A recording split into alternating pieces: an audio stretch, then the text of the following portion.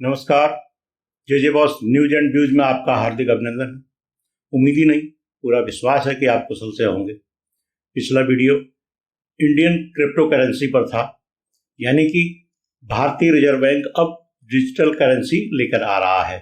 कुछ चुनिंदा बैंकों की चुनिंदा शाखाओं में का पायलट प्रोजेक्ट शुरू हो चुका है, इसलिए अगली दीपावली तक शगुन खेलने के लिए आपके पास भारत की दो करेंसियां हुआ करेंगी।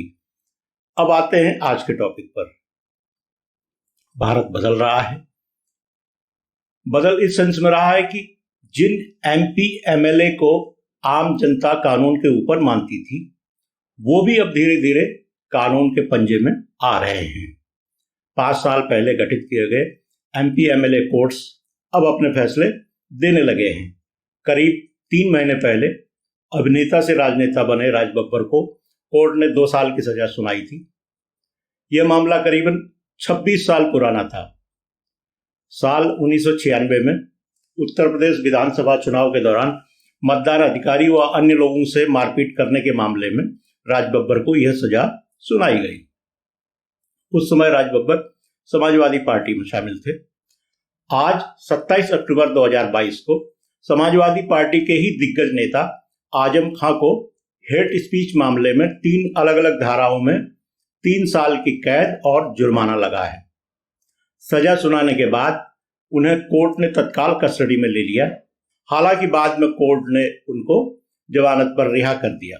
यह केस 2019 के लोकसभा चुनाव के दौरान हेट स्पीच का है। इस मामले में करीब 3 साल तक कोर्ट में केस चला। आजम खां रामपुर से लगातार 10वीं बार विधायकी का चुनाव जीते हैं। अब भी वो विधायक हैं। कोर्ट के इस निर्णय के बाद आजम खां की विधायकी जा सकती है इसलिए कि अभी उनके पास में हायर कोर्ट में जाकर के अपील करने का एक मौका है। अगर उनकी सजा हायर कोर्ट में एज इट इज रहती है तो वो 3 साल की सजा काटने के बाद अगले 6 साल तक चुनाव लड़ने के योग्य नहीं रहेंगे।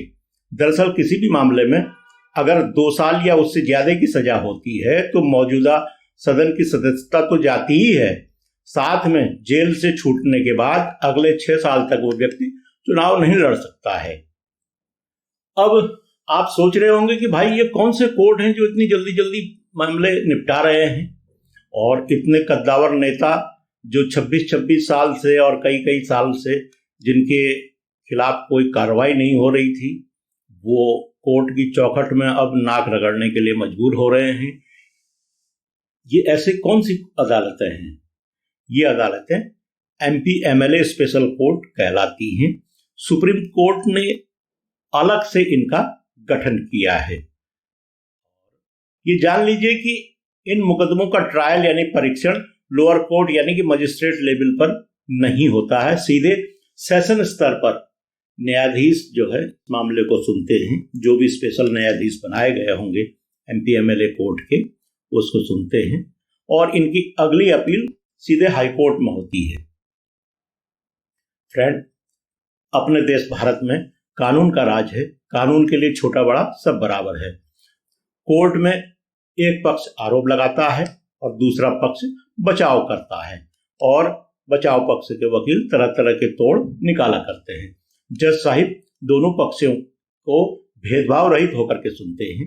इसीलिए तो उनके पीछे लगी हुई न्याय की देवी की मूर्ति आंखों में काली पट्टी बांधे होती है। वह यह नहीं देखती है कि पक्षकार या जो सामने जिनके बीच बहस हो रही है वह किस स्टेटस के हैं, किस ओहदे पर हैं। मगर हमारे यहाँ वकील साहिबान लोग सब चीज की काट निकालना जानते हैं। अपनी बात को पुख्ता करने के लिए पुराने फैसले और केस से संबंधित दस्तावेजों और साक्ष्यों का सहारा लेते हैं। इसी में जज साहिब कई बार किंग कर्तव्य विमूढ़ हो जाते हैं और आगे की तारीख दे देते हैं। वकील साहिबान जानते हैं कि मेरा मुवक्किल फंसने वाला है या बच जाएगा। ये आप तय जान लीजिए, अगर अच्छे वकील हैं तो वो पूरी बात सुन करके अपने मुवक्किल की अंदाज लगा लेते हैं कि वो बचने लायक है या फंसने वाला है। अगर मुवक्किल का केस थोड़ा कमजोर है लेकिन वो पैसे से मजबूत है तो फिर कहने क्या, वकील साहब ऐसा जोर लगा लेते हैं कि इस जन्म तक तो कोर्ट का फैसला ही ना आने पाए। इसलिए तो सुनने में आता है कि 40 साल में फैसला आ रहा है, 30 साल में आ रहा है, 35 साल में आ रहा है, सालों तक कोई तारीख ही नहीं लगती है। कोर्ट या सुप्रीम कोर्ट भी परेशान है कि उनके कितने मामले ऐसे हैं जिनकी तारीखें नहीं लगी, उनको मालूम भी नहीं हो रहा है।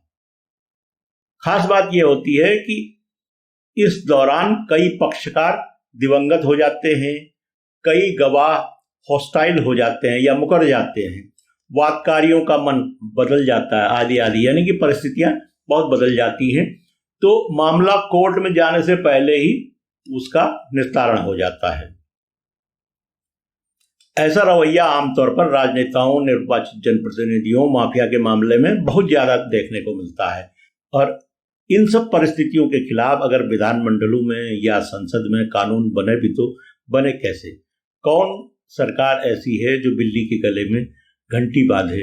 वो अगर देखती है तो हम्माम में सब लोग एक जैसे, यानी कि व्यवस्था में सुधार हो तो कैसे हो?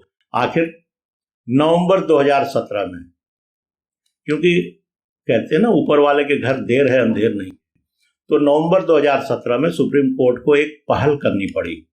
सुप्रीम कोर्ट ने 1 नवंबर 2017 को और 14 दिसंबर 2017 को सुनवाई के दौरान केंद्र सरकार को निर्देशित किया कि उन राज्यों में विशेष न्यायालयों की स्थापना की जाए जहां 65 या उससे अधिक लंबित मौजूदा और पूर्व सांसदों या विधायकों के खिलाफ मुकदमे कोर्ट में विचाराधीन हैं।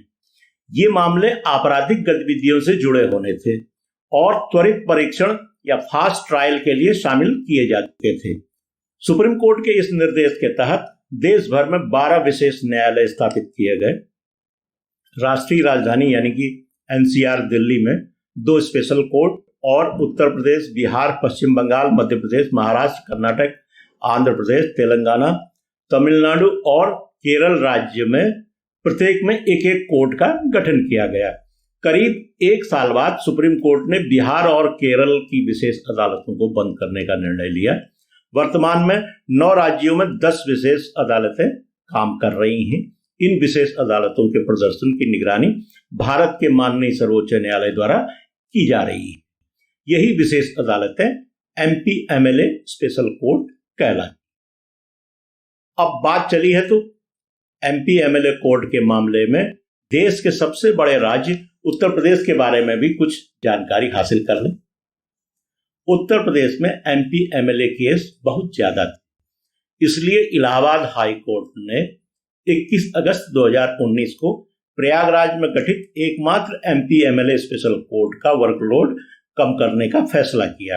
हाई कोर्ट ने प्रयागराज स्पेशल कोर्ट के अधीन 12 जिले, जिसमें खुद प्रयागराज, वाराणसी, चंदौली, सोनभद्र, मिर्जापुर, आजमगढ़, गाजीपुर, मऊ, भदोही, कौशाम्बी, बलिया और जौनपुर के माननीयों के मुकदमे निर्धारित कर दिए। प्रदेश के बाकी 62 जिलों के लिए उन्हीं जिलों में जिला न्यायालयों में स्पेशल कोर्ट एमपी-एमएलए के गठन की अधिसूचना जारी कर दी गई। दरअसल इसके पूर्व पूरे उत्तर प्रदेश के मामलों की सुनवाई प्रयागराज में ही होती थी, जो कि बहुत बड़ा न्याय क्षेत्र कहा गया या था भी। इलाहाबाद हाईकोर्ट के पास भी इतने जिले नहीं हैं। ऐसा इसलिए कि लखनऊ में स्थित हाईकोर्ट की खंडपीठ के अधीन 14 जिलों की सुनवाई अलग से होती है, बाकी जिले इलाहाबाद हाईकोर्ट की इलाहाबाद मुख्य पीठ में है। तो डाल डाल में पात पात कहानी गजब की है। किसी भी व्यवस्था को बाईपास करना हो तो राजनेता और कॉरपोरेट से बेहतर कौन जान सकता है या कौन बता सकता है। फिलहाल साल दर साल थोड़ा थोड़ा सुधार हो रहा है। राजनेताओं के अंदर भी कानून का कुछ डर आने लगा है, जबकि इससे पहले खुद को वो कानून के ऊपर समझ चुके थे। कोर्ट और जनता कुछ और प्रयास करती रहेगी तो एक समय आएगा जब राजनेता अपनी अकाउंटेबिलिटी समझेंगे, अपनी विफलता को स्वीकारेंगे। वो अपनी टोपी दूसरे के सिर पहनाने के बजाय उन्होंने अगर गलती की है तो उसको सुधारने का प्रयास करेंगे और उसको स्वीकारेंगे। और सबसे बड़ी बात, ऊल जलूल बयानबाजी से भी बाज आएंगे। आज के एपिसोड में आपको काफ़ी जानकारी दी गई। कम से कम MP MLA स्पेशल कोर्ट के बारे में कुछ नॉलेज तो अवश्य मिली होगी।